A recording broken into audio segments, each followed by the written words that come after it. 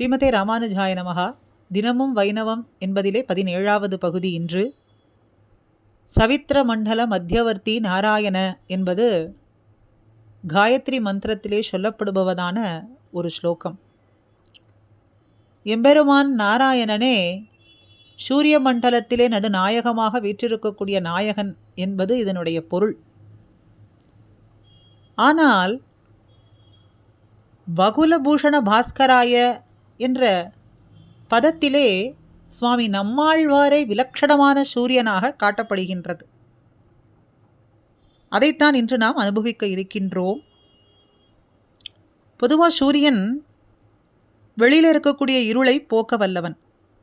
ஆனால் வகுலபூஷண பாஸ்கரரான நம்மாழ்வாரோ அக இருளையும் ஒழிக்க வல்லவர்.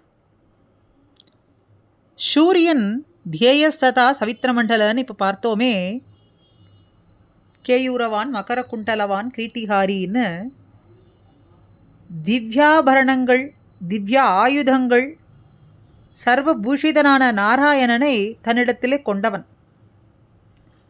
ஆனால் வகுலபூஷண பாஸ்கரரும் கண்கள் சிவந்து பெரியவாய் வாயும் சிவந்து கனிந்து உள்ளே வெண்பல் இலகு சுடர் இலகு மகர குண்டலத்தன் கொண்டல் வண்ணன் சுடர்முடியன் 4 தோழன் குனிஷார்ங்கன் ஒன் சங்கதை வாழ் ஒழியான் அடியேன் ஒருவன் உள்ளானே என்ன திருவாய்மொழி பாசுரத்தின்படியே எம்பெருமானை தன்னிடத்திலே கொண்டவர்.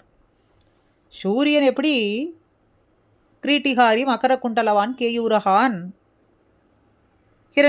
ஹிரண்மய வபுகூர் திருத சங்க சக்கரகான்னு சொல்கிறோமோ, அதுபோல இந்த பாசுரத்தின் மூலமாக நமக்கு தெரிகின்றது. சுடர்முடியன் 4 தோழன் குனிஷார்ங்கன் ஒன் சங்கு கதை வாழ் இதெல்லாம் கொண்ட எம்பெருமானை தம்மிடத்திலே கொண்டவர். அடியேன் ஒருவன் உள்ளானேன்னு சொல்கிறதுனாலே அதுபோலே அதுக்கு மேலே ஸ்ருதிகதம் அப்படின்னு சொன்னால் சூரிய மண்டல பட்சத்திலே வேத பிரதிபாத்தியம் அப்படின்னு அர்த்தம் ஆறது.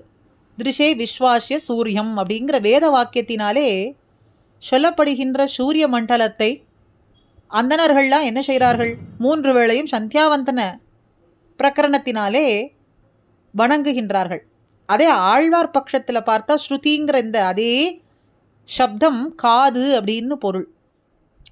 ஆழ்வாருடைய மண்டலம் எது? திருவழுதி வளநாடு அல்லது திருக்குருகூர்னு சொல்கிறோம்.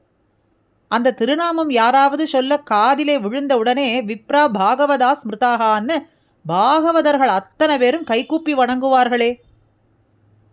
ஆக இப்படிப்பட்ட வகைகளினாலே நாம் ஆழ்வாரை பாஸ்கரர் விலட்சணமான சூரியன் என்று சொல்லி வணங்க தட்டில்லை என்று சொல்லப்படுகின்றது. ஆக எத்கோ சஹசிரம் பும்சாம் தமாம்சி அபஹந்திகி எத்திர நாராயணகா. சூரியனுடைய 1000 கிரணங்கள் வெளியில் இருக்கக்கூடிய இருளை போக்குவது போலே ஆழ்வாருடைய 1000 பாசுரங்கள் சகல சேத்தனர்களினுடைய அக இருளை தொலைக்கின்றது. அதே போலே சூரியனிடத்தில் நாராயணன் சங்கு சக்கரங்களோடு கூடி விளங்குவது போல அந்த பெருமான் ஆழ்வாரிடத்திலே அதே விதமாக உரைகின்றான். யத் மண்டலம் விப்ராஹா பிரணமந்தி தஸ்மை வகுலபூஷண பாஸ்கராய நமோ நமகான்னு சொல்கிறார். அப்படி வேத பிரதிபாத்தியமான சூரிய மண்டலத்தை அந்தணர்கள் வணங்குவது போல ஆழ்வாருடைய திவ்ய ஸ்தலத்தை கேட்டவுடனே பரம பாகவதர்கள் கைகூப்பி வணங்குகின்றார்களே. அப்படிப்பட்ட நம்மாழ்வார் என்கின்ற சூரியனை நான் வணங்குகின்றேன், நாம் வணங்குவோமாக. தஸ்மை நமோ வகுலபூஷண பாஸ்கராயன்னு சொல்கிறார். ஆக ஆதித்ய ராம திவாகர அச்சுத பானுக்களுக்கு உள்ளிருள் நீங்கி அப்படின்னு வகுலபூஷண பாஸ்கர உதயத்திலேன்னு ஆச்சாரிய கிருத்தைய சூர்ணையையும் நாம் இங்கே அனுசந்தித்து கொள்ளலாம்.